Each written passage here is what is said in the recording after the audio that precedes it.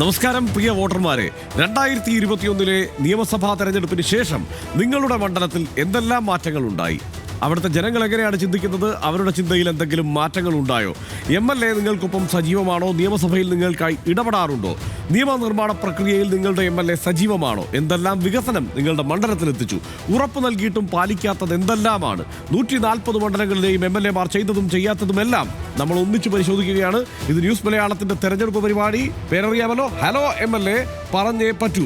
ഓരോ മണ്ഡലങ്ങളിലെയും തദ്ദേശ സ്ഥാപനങ്ങളിലെ രാഷ്ട്രീയ ചിത്രം എന്താണ്? വരാനിരിക്കുന്ന തദ്ദേശ തെരഞ്ഞെടുപ്പിൽ അതെങ്ങനെ മാറാം? മാറുന്നതും മറിയുന്നതും നിയമസഭാ തെരഞ്ഞെടുപ്പിനെ എങ്ങനെ ബാധിക്കും? ഇതെല്ലാം നമ്മൾ സൂക്ഷ്മമായി ആഴത്തിൽ വിശകലനം ചെയ്യുകയാണ്.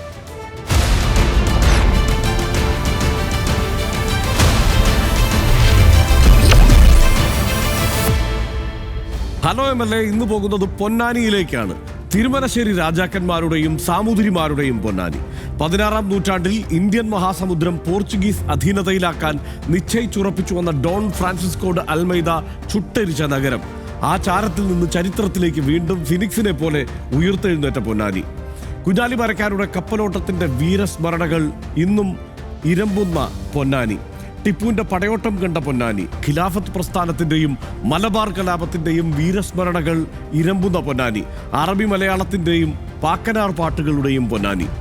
മലബാറിലെ അതിപുരാതന തുറമുഖങ്ങളിലൊന്നാണ് പൊന്നാനി. AD 1-ാം നൂറ്റാണ്ടിൽ എഴുതപ്പെട്ട പെരിപ്ലസ് എന്ന ഗ്രീക്ക് ഗ്രന്ഥത്തിൽ പ്രതിപാദിക്കുന്ന എരിത്രിയൻ കടലിലെ തുറമുഖ നഗരമായ ടിൻഡിസ് പൊന്നാനിയാണെന്ന് ചരിത്രകാരന്മാർ അഭിപ്രായപ്പെടുന്നു. സാമൂതിരി രാജാക്കന്മാരുടെ 2-ാം തലസ്ഥാനവും സൈനികാസ്ഥാനവും കപ്പൽപ്പടയുടെ കേന്ദ്രവുമായിരുന്നു പൊന്നാനി. ബ്രിട്ടീഷ് കാലത്ത് ബോംബെ പ്രവിശ്യയുടെയും മദ്രാസ് പ്രവിശ്യയുടെയും ഭാഗമായി മാറി മാറി ചേർക്കപ്പെട്ട തുറമുഖ നഗരം. പൊന്നാനിയുടെ സുദീർഘ ചരിത്രം പറഞ്ഞാൽ തീരില്ല. നമുക്ക് പൊന്നാനിയുടെ സമകാലിക രാഷ്ട്രീയ ചരിത്രത്തിലേക്ക് വരാം. 1957 രൂപപ്പെട്ട മണ്ഡലം ആദ്യകാലങ്ങളിൽ കോൺഗ്രസിനും മുസ്ലിം ലീഗിനും അനുകൂലമായിരുന്നു. 1980 മുതലാണ് ആ ചിത്രത്തിന് മാറ്റം വരാൻ തുടങ്ങിയത്. 1980 മുതൽ 2006 വരെ ഇടതിനെയും വലതിനെയും പൊന്നാനി മാറി മാറി പിന്തുണച്ചു. 2006 മുതൽ പൊന്നാനി മലപ്പുറത്തെ ഇടതിന്റെ ഉറച്ച ചെങ്കോട്ടയായി മാറി. നിലവിലെ MLA P. നന്ദകുമാർ SFIയുടെ ആദ്യ രൂപമായ KSFിലൂടെയാണ് രാഷ്ട്രീയത്തിൽ പ്രവേശിച്ചത്. 1975 അടിയന്തരാവസ്ഥ കാലത്ത് പിണറായി വിജയൻ, കോടിയേരി ബാലകൃഷ്ണൻ, MP വീരേന്ദ്രകുമാർ തുടങ്ങിയവർക്കൊക്കെ ഒപ്പം ജയിൽവാസം അനുഭവിച്ചിട്ടുണ്ട് അദ്ദേഹം. പിന്നീട് ഇടത് യുവജന സംഘടനയായ KFIFൽ സജീവമായി. DYFI രൂപീകരിക്കും മുമ്പുള്ള ഇടത് യുവജന പ്രസ്ഥാനമായിരുന്നു KSYF. തുടർന്ന് പാർട്ടി നിർദ്ദേശപ്രകാരം CITUവിൽ സജീവമായി. CITU ജില്ലാ സെക്രട്ടറി, സംസ്ഥാന കമ്മിറ്റി അംഗം എന്നീ നിലകളിൽ പ്രവർത്തിച്ചു. നിലവിൽ CITUവിന്റെ അഖിലേന്ത്യാ സെക്രട്ടറിയാണ്. MT വാസുദേവൻ നായർ ചെയർമാനായ കാലം മുതൽ തുഞ്ചൻ സ്മാരക ട്രസ്റ്റിന്റെ സെക്രട്ടറിയായി സാംസ്കാരിക രംഗത്തും സജീവ സാന്നിധ്യമായിരുന്നു P. നന്ദകുമാർ. മുമ്പ് ആരൊക്കെ പൊന്നാനിയെ പിന്തുണച്ചു? കഴിഞ്ഞ തെരഞ്ഞെടുപ്പുകളിലെ ട്രെൻഡുകൾ എന്തായിരുന്നു? രാഷ്ട്രീയ ചരിത്രത്തിന്റെ സ്ഥിതിവിവര കണക്കുകൾ തിരിഞ്ഞു നോക്കാം നമുക്ക്. പൊന്നാനിയുടെ രാഷ്ട്രീയ വഴിത്താര ഇഴകീറി നോക്കിയാൽ നമുക്ക് ചിലതെല്ലാം കണക്ക് കൂട്ടിയെടുക്കാനും കഴിയും. കാണാം മണ്ഡല ചിത്രം.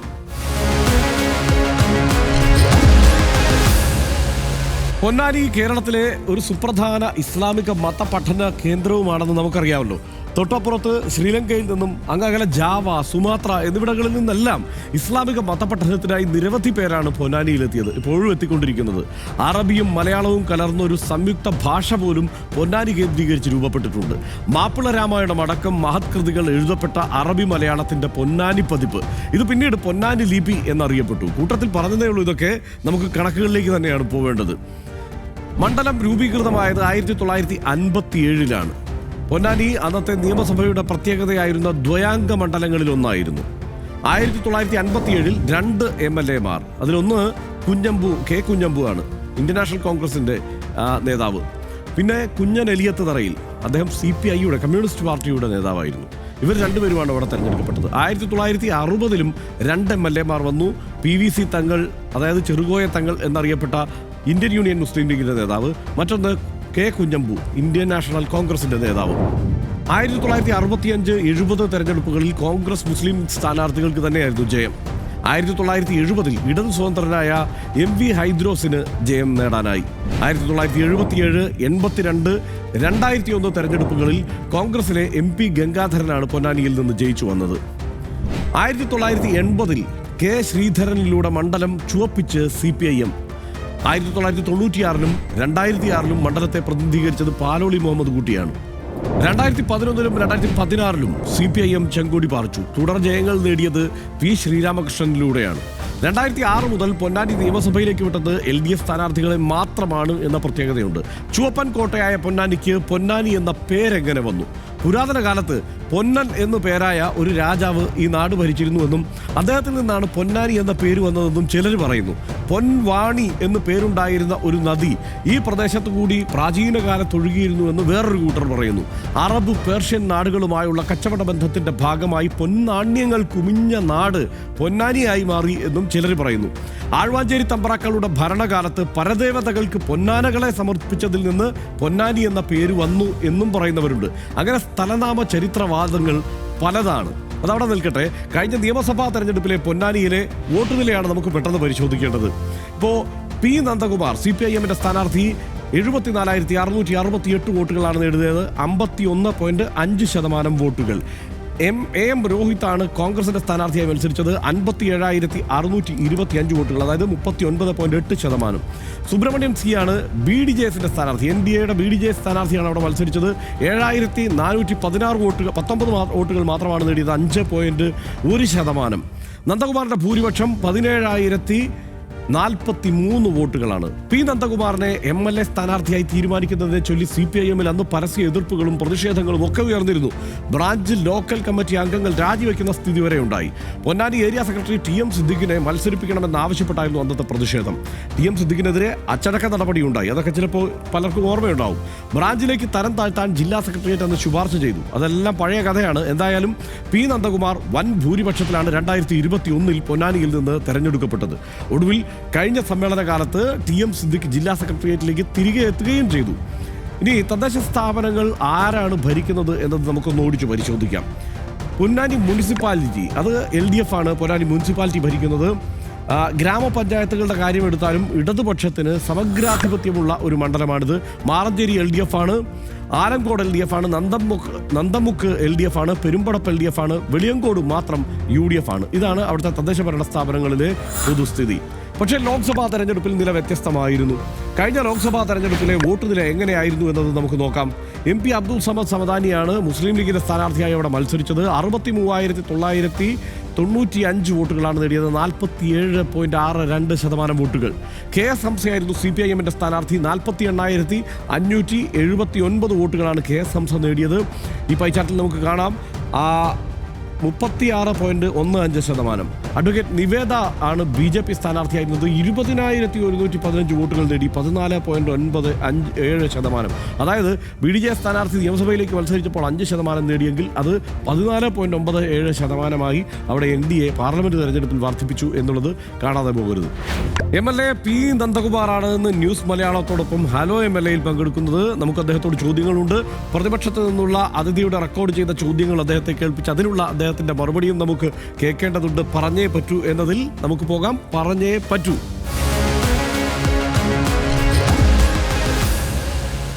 ശ്രീ P. നന്ദകുമാർ, ഹലോ MLAയിലേക്ക് സ്വാഗതം.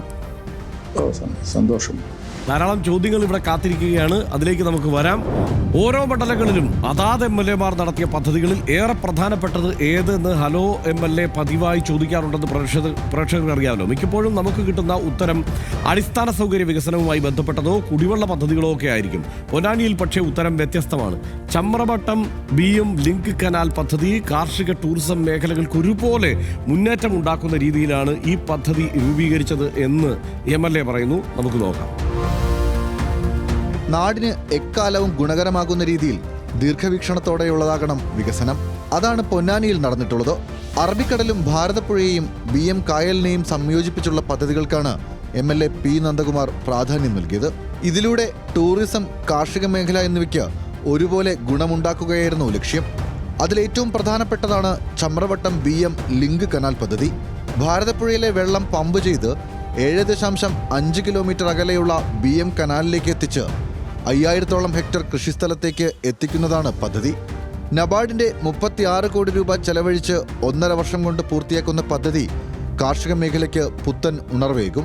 വെള്ളം ലഭിക്കാതെ നെല്ല്, തെങ്ങ് ഉൾപ്പെടെയുള്ള കാർഷിക വിളകൾ നേരിടുന്ന പ്രതിസന്ധിക്ക് പരിഹാരമാകും.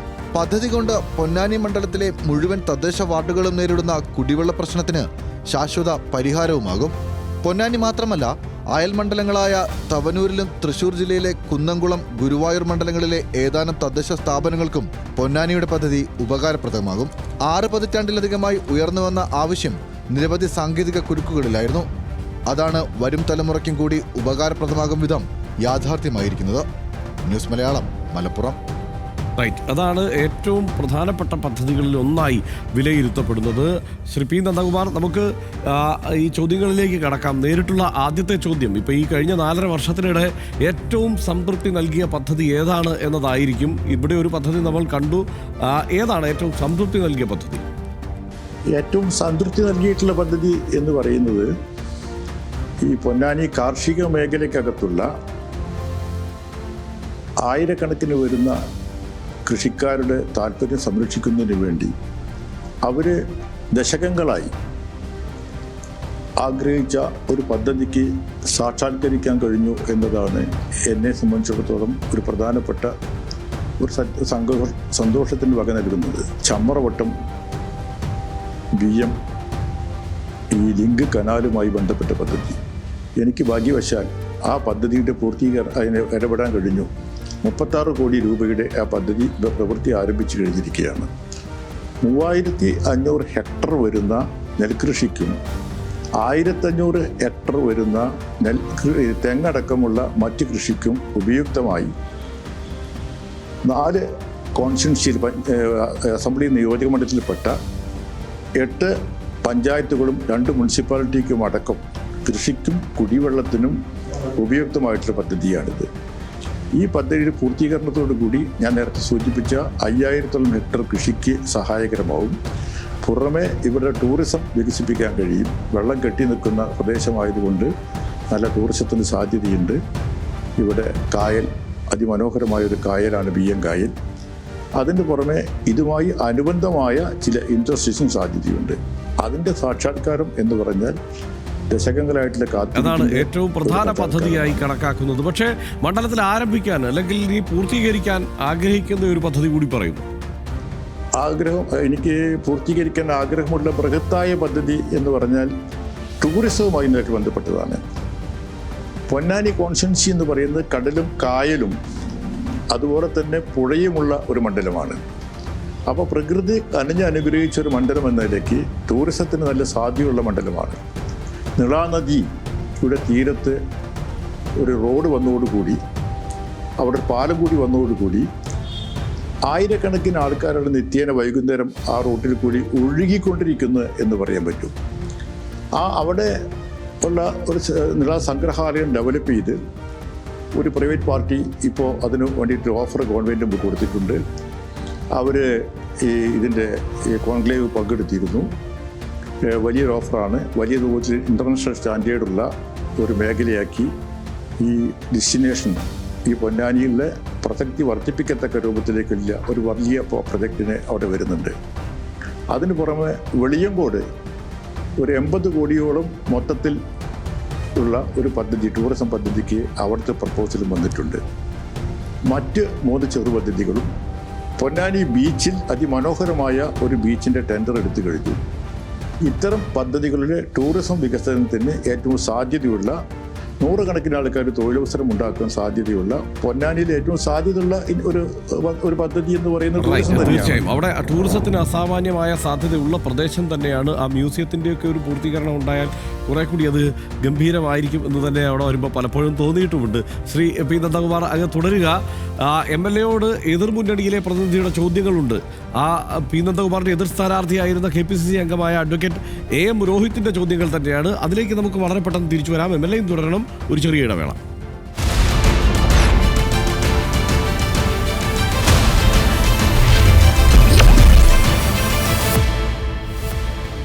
നേരത്തെ പറഞ്ഞല്ലോ, MLAയോട് ചോദ്യം ചോദിക്കാൻ ഒരാളുണ്ടെന്ന്. കഴിഞ്ഞ തെരഞ്ഞെടുപ്പിൽ P നന്ദകുമാർ 17,000-ലധികം വോട്ടുകൾക്ക് തോൽപ്പിച്ച അഡ്വക്കേറ്റ് AM രോഹിത്താണ് നമുക്കൊപ്പം ഈ ചോദ്യങ്ങളുമായി ചേരുന്നത്.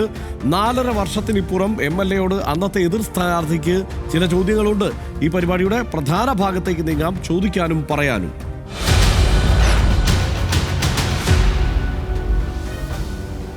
2021 നിയമസഭാ തെരഞ്ഞെടുപ്പിൽ പി നന്ദകുമാറിന്റെ മുഖ്യ എതിരാളിയായിരുന്ന കോൺഗ്രസിന്റെ അഡ്വക്കേറ്റ് AM രോഹിത് 5 വർഷത്തിന് ശേഷം മണ്ഡലത്തിലെ പ്രവർത്തനങ്ങളെക്കുറിച്ചുള്ള ചോദ്യങ്ങളുമായി തെരഞ്ഞെടുക്കപ്പെട്ട MLA അഭിമുഖീകരിക്കുന്നു. രോഹിത്തിന്റെ ആദ്യത്തെ ചോദ്യത്തിലേക്ക്. ഉമ്മൻചാണ്ടിയുടെ UDFന്റെ ഗവൺമെൻറ് കേരളത്തിൽ അധികാരത്തിലിരിക്കുമ്പോഴാണ് 2015 ഓഗസ്റ്റ് മാസം 8-ാം തീയതി നമ്മുടെയൊക്കെ മലബാറിൻ്റെ വലിയ സ്വപ്ന പദ്ധതിയായിട്ടാണ് പൊന്നാനി തുറമുഖം അതിൻ്റെ തറക്കല്ലിടൽ ചടങ്ങ്, അതിൻ്റെ ഉദ്ഘാടനം ഉൾപ്പെടെ നടത്തിയത്. പക്ഷേ 2015 കഴിഞ്ഞ് ഇന്ന് 2026 കാലെടുത്ത് വയ്ക്കുമ്പോൾ ഈ കഴിഞ്ഞ 10 വർഷക്കാലത്തിനിടയിൽ പൊന്നാനി തുറമുഖത്തിൻ്റെ ആ പദ്ധതിയുമായി ബന്ധപ്പെട്ട് മുന്നോട്ട് പോകാൻ ഇടതുപക്ഷ ഗവൺമെൻറ്റിന് സാധിച്ചിട്ടില്ല എന്നതൊരു വസ്തുതയാണ്. പൊന്നാനിയുടെ വികസനത്തെ മാത്രമല്ല ആ ഒരു പദ്ധതിക്ക് കൊണ്ട് ഗുണം ലഭിക്കാൻ പോകുന്നത്, കേരളത്തിലെയും പ്രത്യേകിച്ച് മലബാറിനും വലിയ വികസനം ഉണ്ടാക്കാൻ പറ്റാവുന്നൊരു പദ്ധതി 10 വർഷക്കാലമായിട്ട് വൈകി പോകുന്നതിലുള്ള ഒരു ഉത്തരം ശരിക്ക് കേരളത്തിലെ ഗവൺമെൻറ്റും അതുപോലെ തന്നെ അതായത് പൊന്നാനി തുറമുഖം എന്നത് പൂർത്തീകരിക്കാൻ ആ സ്വപ്ന പദ്ധതിയിലേക്ക് എത്താൻ കഴിഞ്ഞില്ല എന്നതാണ് അദ്ദേഹത്തിന്റെ ആരോപണം.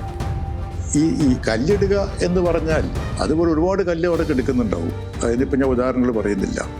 പക്ഷേ ഈ തുറമുഖവുമായി ഇത്തരം രൂപത്തിലേക്ക് ഈ ഇത്രയും ഘട്ടങ്ങൾ കടന്നുകൊണ്ട് ഒരു കോൺട്രാക്ടർക്ക് ഒരു വർക്ക് ഏൽപ്പിച്ചു കൊടുക്കുന്നതാണ് ഒരു പ്രവൃത്തി ആരംഭിക്കുന്നതുമായി ബന്ധപ്പെട്ട് പറയുന്നത്. അത്തരം രൂപത്തിലേക്കുള്ള ഒരു പ്രവൃത്തിയും ഇവിടെ നടന്നിട്ടില്ല. അല്ലാണ്ട് വെറുതെ പ്രഖ്യാപനങ്ങൾ നടത്തിക്കൊണ്ട് പോർട്ട് ഇവിടെ തറക്കല്ലിട്ടു എന്ന് പറയുന്ന വസ്തുതാമല്ല. ഇതിനെ സംബന്ധിച്ചിടത്തോളം തുറമുഖമാണല്ലോ. ഈ തുറമുഖത്തെ സംബന്ധിച്ചിടത്തോളം ഇതിലെ പല ഘടകങ്ങളുണ്ടല്ലോ. അത് സ്വാഭാവികമായും അതിൻ്റേതായിട്ടുള്ള എല്ലാ പ്രോസസ്സും കഴിഞ്ഞ് അത്തരം രൂപത്തിലേക്കുള്ള നീക്കം ഇപ്പം നടക്കാൻ വേണ്ടി പോവുകയാണ്. അത് തുറമുഖമായിട്ടല്ല. അതിനെ സംബന്ധിച്ച് ഞാൻ പറഞ്ഞു ക്രൂയിസുകൾ അടിക്കുന്ന രൂപം. പൊന്നാനിക്ക് അത്രയും സാധ്യതയുള്ളൂ. ആ സാധ്യതയ്ക്ക് അപ്പുറത്തേക്കില്ല. അത്രയും വലിയ ഇപ്പോൾ കൊച്ചിനെ പോലത്തേക്ക് ഒരു തുറമുഖം അല്ലെങ്കിൽ വിഴിഞ്ഞം പോലത്തെ ഒരു തുറമുഖം ഇവിടെ വേണം. സ്വപ്നം മാത്രമായിരിക്കും, യാഥാർത്ഥ്യമാവില്ല. അപ്പോൾ യാഥാർത്ഥ്യമായിട്ടുള്ള പദ്ധതിക്ക് രൂപകൽപ്പന ചെയ്യാനാണ്. അപ്പോൾ ആ പ്രദേശത്തിന് ഉതകുന്ന ഒരു പദ്ധതി എന്ന നിലയ്ക്ക് അവിടെ ഈ പറയുന്ന ക്രൂയിസുകൾ എടുക്കുന്ന ഒരു പദ്ധതിയാണ് ആലോചനയിൽ. നമുക്ക് അടുത്ത ചോദ്യത്തിലേക്ക് പോകാം. രോഹിത്തിന്റെ രണ്ടാമത്തെ ചോദ്യത്തിലേക്ക്. മറ്റൊന്ന് സൂചിപ്പിക്കാനുള്ളത്, പൊന്നാനി എന്ന് പറയുന്നത് ഒരു തീരദേശ പ്രദേശം കൂടിയാണ്. നമുക്കറിയാം വെളിയങ്കോട്, പെരുമ്പടപ്പ്, പൊന്നാനി മുനിസിപ്പാലിറ്റിയൊക്കെ ചേരുന്ന ഒരു തീരദേശ പ്രദേശമാണ്. ഈ മലപ്പുറത്തിൻ്റെ അതിർത്തി പ്രദേശമായ പാലപ്പെട്ടി കാപ്പിരിക്കാട് മുതൽ പൊന്നാനി ലൈറ്റ് ഹൗസ് വരെ ഏകദേശം 12 കിലോമീറ്ററോളം ഉണ്ട്. ഈ 12 കിലോമീറ്ററോളം സ്ഥലത്തുള്ള തീരദേശ മേഖലയിലെ ജനങ്ങൾ ഏറ്റവും കൂടുതൽ അഭിമുഖീകരിക്കുന്ന പ്രശ്നമെന്ന് പറയുന്നത് കടൽക്ഷോഭമാണ്. എല്ലാ വർഷവും ഉണ്ടാകുന്ന കടൽക്ഷോഭം. അപ്പോൾ അന്നത്തെ ഗവൺമെൻറ് ആണെങ്കിലും സ്ഥലത്തെ MLAയും ജനപ്രതിനിധികളൊക്കെ പറഞ്ഞത് ഈ കടൽ ഭിത്തിയുടെ നിർമ്മാണം എത്രയും പെട്ടെന്ന് പൂർത്തീകരിക്കും, ചെല്ലാനം മോഡൽ ഉൾപ്പെടെ ഇവിടെ പരീക്ഷിക്കുമെന്ന് പറഞ്ഞിട്ടുള്ളതാണ്. പക്ഷേ നാളിതുവരെയായിട്ട് കഴിഞ്ഞ 20 വർഷക്കാലത്തിനിടയിൽ പൊന്നാനി നിരവധിയായിട്ടുള്ള കടൽക്ഷോഭങ്ങളുടെ കടന്നു പോയിട്ട് പോലും ഈ ചെല്ലാനൻ മോഡൽ എന്നത് മാത്രമല്ല ഒരു തരത്തിലുള്ള കടൽ ഭിത്തിയുടെ നിർമ്മാണവും ഈ പ്രദേശത്ത് പൂർത്തീകരിക്കുവാൻ ഇവർക്ക് സാധിച്ചിട്ടില്ല എന്നൊരു വസ്തുതയാണ്.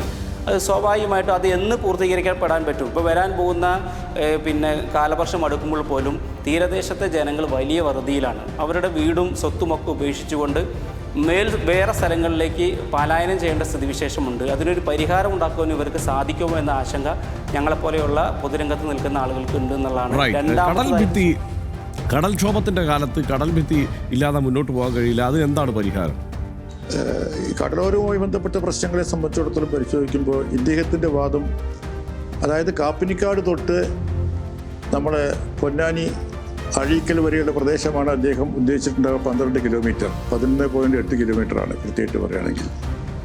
അതുവരെ കടൽ ഭിത്തി കെട്ടുക എന്ന രൂപത്തിലാണ്. കടൽ ഭിത്തി കെട്ടുന്നതിനെ സംബന്ധിച്ച് ശാസ്ത്രീയമായ ചില പഠനങ്ങളുണ്ട്. അത് നമ്മുടെ കന്യാകുമാരി അതിർത്തി തൊട്ട് മംഗലാപുരം വരെ ഒന്നിച്ച് കടൽ കെട്ടി എത്തുക എന്ന് പറയുമ്പോഴാണ് ഇദ്ദേഹം പറയുന്നത് ഈ 12 കിലോമീറ്റർ നിരത്തി കെട്ടുക എന്നത്.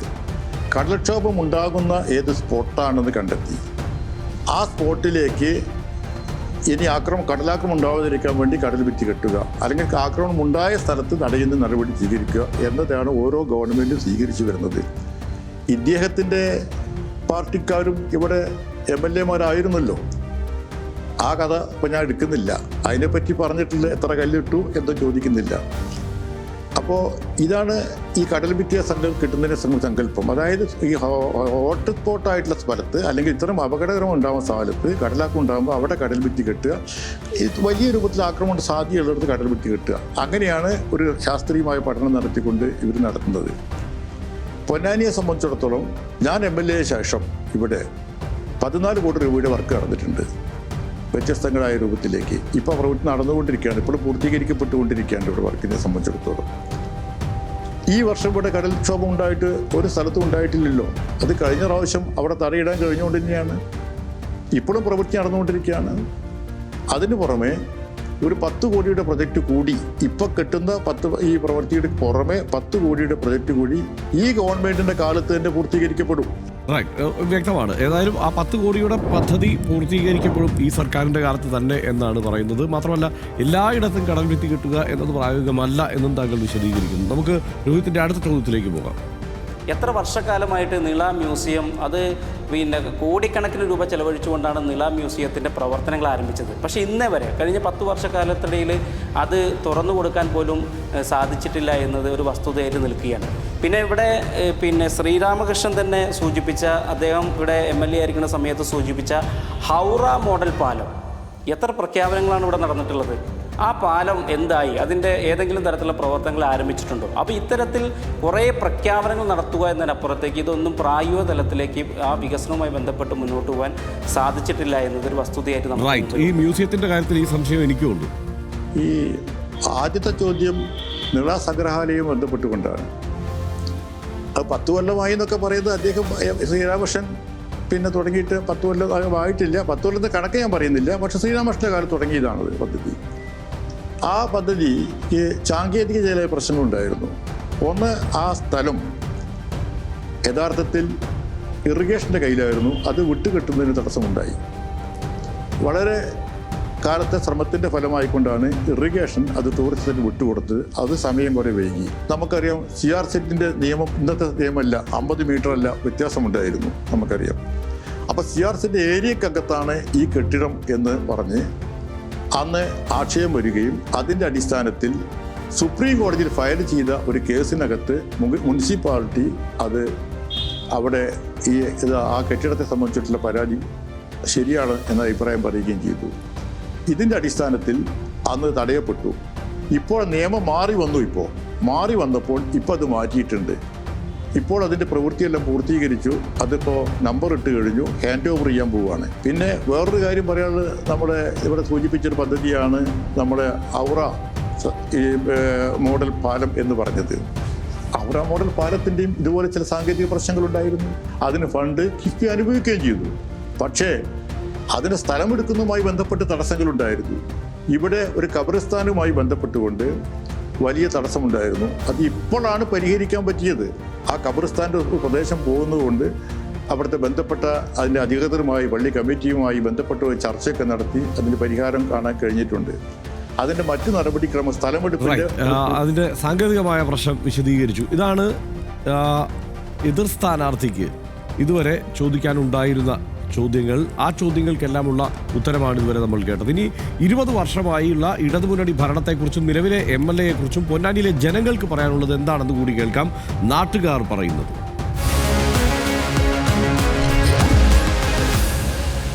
കഴിഞ്ഞ 5 വർഷം, അതിനു മുമ്പുള്ള 5 വർഷം സഖാവ് ശ്രീരാമകൃഷ്ണൻ തുടങ്ങി വെച്ച പദ്ധതികൾ സഖാവ് നന്ദകുമാർ അത് വീണ്ടും പൂർത്തീകരിച്ചുകൊണ്ട് ഇപ്പോൾ ഈ മണ്ഡലത്തിലെ മുനിസിപ്പാലിറ്റിൻ്റെ സഹായത്തോടുകൂടി ഒരുപാട് പ്രൈമറി ഹെൽത്ത് സെൻ്ററുകളും മറ്റും ഒരുപാട് കൊണ്ടുവന്നു. മണ്ഡലത്തിൽ വികസനം എന്ന് പറയുന്നത് ഒന്നും ഉണ്ടായിട്ടില്ല. മണ്ഡലത്തിൽ പൊന്നാനി ബസ് സ്റ്റാൻഡാണിത്. ഒരു ബാത്റൂമില്ല പൊന്നാനി ബസ് സ്റ്റാൻഡിന്. പിന്നെ വികസനം എന്ന് പറയുന്നത് മത്സ്യത്തൊഴിലാളികളെ പെൻഷൻ മുടങ്ങി, സ്കൂൾ കുട്ടികളെ മത്സ്യത്തൊഴിലാളികളെ പൈസ ഇല്ല. എന്താ വികസനം?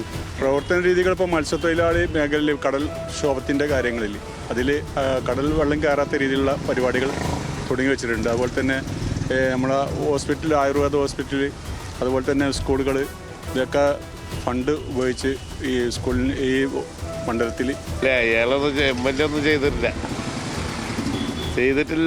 ഒന്നും ഇവിടെ ചെയ്തിട്ടില്ല. പൊന്നാനിൽ അദ്ദേഹത്തിൻ്റെ MLA ഫണ്ടിൽ നിന്നും ഒരുപാട് ഹൈമാസ് ലൈറ്റുകൾ, ആനപ്പടി, അതുപോലെ ഈ തീരദേശ മേഖല ഒരുപാട് വെച്ചിട്ടുണ്ട്. പോലീസ് സ്റ്റേഷൻ്റെ പടിഞ്ഞാറ് അങ്ങനെ ഭാഗങ്ങളിലൊക്കെ ഹൈമാസ് ലൈറ്റ് വെച്ചിട്ടുണ്ട്. പിന്നെ MLA-യുടെ ഫണ്ടിൽ നിന്നാണ് വളവ് റോഡിലേക്ക് 1.5 കോടിയാണ് 2 കോടി ഫണ്ട് വെച്ചിട്ടുണ്ട്. ആ വർക്ക് പെൻഡിങ്ങിലാണ്, ഉടനെ നടക്കും. പൊന്നാൻ്റെ MLA-നെ കുറിച്ച് എന്താ അഭിപ്രായം? MLA അന്ന് വോട്ട് ചെയ്തന്ന് പോയതാണ് ജയിച്ചിട്ട്, പിന്നെ അങ്ങ് ബൈക്ക് കണ്ടിട്ടില്ല. ഇവിടെ എന്തൊക്കെ ദുരന്തങ്ങൾ പാവപ്പെട്ട മത്സ്യത്തൊഴിലാളികൾ അനുഭവിക്കണം. ആ ബൈക്ക് അയാൾ ഞങ്ങൾ കണ്ടിട്ടില്ല. MLA കൊണ്ട് ഒരു ഉപകാരം ഇല്ല മത്സ്യത്തൊഴിലാളികൾക്ക്, ഒരു ഉപകാരം ഇല്ല. പിന്നെ പാർട്ടിയിൽപ്പെട്ട കുറച്ച് സഖാക്കളുണ്ട്, അവരൊന്നെല്ലാം പോത്ത് എടുക്കുന്നത്. ഇവിടെ പാവങ്ങൾക്കൊന്നും കൊടുക്കാനില്ല. MLA കുറിച്ച് കുഴപ്പമില്ല, എന്നാലും വലിയൊരു സുഖമുള്ള ആളല്ല. പോരാ, സഹായം കണക്ക് തന്നെ. ഇവിടെ മത്സ്യത്തൊഴിലാളിയായിട്ട് ആരായിട്ടൊരു ബന്ധമൊന്നുമില്ല. ഇവിടെ മത്സ്യത്തൊഴിലാളികൾക്ക് എന്തെങ്കിലും സഹായങ്ങൾ ചെയ്യാനതാക്കാനൊന്നും. എന്തായാലും ഒരു സമ്മിശ്രമായ പ്രതികരണം ഇപ്പോൾ MLA കേട്ട് കഴിഞ്ഞിട്ടുമുണ്ടല്ലോ. ഇനി 1-2 ചോദ്യങ്ങൾ കൂടിയുണ്ട്. സാധാരണ CPIM MLA-മാർക്ക് ഉത്തരം നൽകാനാവാത്ത ചോദ്യമാണ് ആദ്യത്തേത്. വീണ്ടും മത്സരിക്കുമോ എന്നത് പോട്ടെ, ഇടതുപക്ഷം വീണ്ടും ജയിക്കുമോ എന്ന ചോദ്യത്തിന് ഉത്തരം നൽകാമല്ലോ ശ്രീ പി. നന്ദകുമാർ. അതൊക്കെ ഞങ്ങളെ സംബന്ധിച്ചിടത്തോളം ഞങ്ങൾ എല്ലാം തീരുമാനിക്കുന്നത് അത് ഞങ്ങളുടെ പാർട്ടിയാണ്. ഞങ്ങൾക്ക് തയ്യാറെടുപ്പിൻ്റെ ആവശ്യമൊന്നുമില്ല. എപ്പോൾ തീരുമാനിച്ചു അപ്പോൾ രംഗത്തിറങ്ങും, മത്സരിക്കും, അത്രമാത്രം. റൈറ്റ്. 4.5 കൊല്ലം ആ പൊന്നാനി മണ്ഡലത്തെ പ്രതിനിധീകരിച്ചതാണ്. ഈ ഘട്ടത്തിൽ, അടുത്ത തെരഞ്ഞെടുപ്പിലേക്കൊക്കെ ചെല്ലുന്ന ഘട്ടത്തിൽ ജനങ്ങളോട് എന്താണ് പറയാനുള്ളത്? സാംസ്കാരിക പാരമ്പര്യമുള്ള, മനുഷ്യസ്നേഹമുള്ള, മതനിരപേക്ഷത ഉയർത്തിപ്പിടിക്കുന്ന, ഒരു കാലത്തും ഒരു വർഗീയതയുടെ ഒരു വശം നിൽക്കാത്ത ഒരു നല്ല മനുഷ്യരുള്ള പ്രദേശമാണ് ഈ പൊന്നാനി. അവരുടെ സാമൂഹ്യവുമായ ജീവിതം മെച്ചപ്പെടുത്തിയെടുക്കുക എന്നത് തന്നെയാണ് പ്രധാനപ്പെട്ടുള്ളത്. അതിൽ പ്രധാനപ്പെട്ട ഒന്ന് കടലോര മേഖലയ്ക്കകത്തുള്ള അവരുടെ ജീവിത സൗകര്യം മെച്ചപ്പെടുത്തലും, വിദ്യാഭ്യാസ മേഖലയ്ക്കകത്ത്, ആരോഗ്യ മേഖലയ്ക്കകത്ത്, അതുപോലെ മറ്റ് സൗകര്യങ്ങൾ, സാമൂഹ്യ സുരക്ഷിതത്വം, ഇത് ഉറപ്പുവരുത്തുന്നതിന് നല്ല രൂപത്തിലേക്കുള്ള ഇടപെടൽ നടത്താൻ കഴിഞ്ഞിട്ടുണ്ട് എന്ന സംതൃപ്തിയുണ്ട്. അതുകൊണ്ട് അവരുടെ ഈ മഹാമനസ്കതയോട് കൂടിയിട്ടുള്ള മാനവികത ഉയർത്തിപ്പിടിക്കുന്ന പ്രവർത്തനമായിട്ട് ഇനിയും നമുക്ക് മുന്നോട്ട് പോകാൻ കഴിയണം എന്നാണ് എനിക്ക് അവരുടെ അഭ്യർത്ഥിക്കാനുള്ളത്. നന്ദി ശ്രീ പി. നന്ദകുമാർ. ഈ ഘട്ടത്തിൽ ഹലോ MLA-യിൽ പങ്കെടുത്തതിന്, ഇത്രയധികം ചോദ്യങ്ങൾക്കെല്ലാം ഉത്തരം നൽകിയതിനും. ഇനി പൊന്നാനിയിലെ സ്ഥാനാർത്ഥിയാകും എന്നതിൻ്റെ സൂചനകളൊന്നും CPIM ആരായിരിക്കും എന്നുള്ളതിൻ്റെ സൂചനയൊന്നും ഇതുവരെ തന്നിട്ടില്ല. എങ്കിലും രാഷ്ട്രീയം നിരീക്ഷിക്കുന്നവർ പൊതുവേ ഒരു സാധ്യത കൽപ്പിക്കുന്ന പേര് M. സ്വരാജിൻ്റേതാണ്. പക്ഷേ പാർട്ടി CPIM ആയതുകൊണ്ട് അക്കാര്യം നമുക്കിപ്പോൾ ഉറപ്പിക്കാനും കഴിയില്ല. ഇനി ഒരു പക്ഷേ സ്വരാജ് വന്നുകൂടുന്നുമില്ല. അങ്ങനെയാണെങ്കിൽ ആരായിരിക്കും എതിരാളി എന്നത് കൂടി നമുക്ക് നോക്കാം. കഴിഞ്ഞ തെരഞ്ഞെടുപ്പിൽ മത്സരിച്ച അഡ്വക്കേറ്റ് AM രോഹിത്തിനാണ് സാധ്യത ഈ ഘട്ടത്തിൽ കൂടുതൽ. KPCC അംഗമാണ് രോഹിത്. മറ്റൊന്ന് മണ്ഡലത്തിലെ മുതിർന്ന നേതാവായ PT അജയ് മോഹനാണ്. അജയ് മോഹനെയും പരിഗണിക്കുന്നുണ്ട്. നിലവിൽ KPCC ജനറൽ സെക്രട്ടറിയാണ് PT അജയ് മോഹൻ. KPCC അംഗം KP നൌഷാദ് അലിയുടെ പേരും കോൺഗ്രസിൻ്റെ പരിഗണനയിൽ കാര്യമായി തന്നെ ഉണ്ട്. ഇതാണ് അടുത്ത തെരഞ്ഞെടുപ്പിൽ പൊന്നാനിയിൽ UDF പരിഗണിക്കുന്ന പേരുകൾ. മിക്കവാറും നാളെ തന്നെ തദ്ദേശ തെരഞ്ഞെടുപ്പ് തീയതി പ്രഖ്യാപിച്ച് വിജ്ഞാപനം വന്നേക്കാം. കഷ്ടിച്ച 1 മാസത്തിനപ്പുറം തദ്ദേശ തെരഞ്ഞെടുപ്പ് ഫലം വരാനിരിക്കുന്നു. തദ്ദേശ ഫലത്തിൽ രാഷ്ട്രീയ ട്വിസ്റ്റുകളുടെ സൂചനയുണ്ടാകുമോ? അതിനപ്പുറം വരാനിരിക്കുന്ന നിയമസഭാ തെരഞ്ഞെടുപ്പിൽ പൊന്നാനിയുടെ പതിവുകൾ മാറി പുത്തൻ സാധ്യതകളിലേക്ക് തുറക്കുമോ? മത്സര സാധ്യത പുതിയ പേരുകളിലേക്കും വരുമോ? അഭിപ്രായങ്ങളും തീർപ്പുകളും വിധികളും പ്രവചനങ്ങളും എല്ലാം മാറി മറിയാം. അടുത്ത ദിവസം മറ്റൊരു മണ്ഡലത്തിന്റെ സമഗ്ര സമ്പൂർണ്ണ ചിത്രം കാണാം. ഹലോ MLA-യിൽ ചോദ്യങ്ങൾ കാത്തിരിക്കുന്നു, ഉത്തരം പറഞ്ഞേ പറ്റൂ.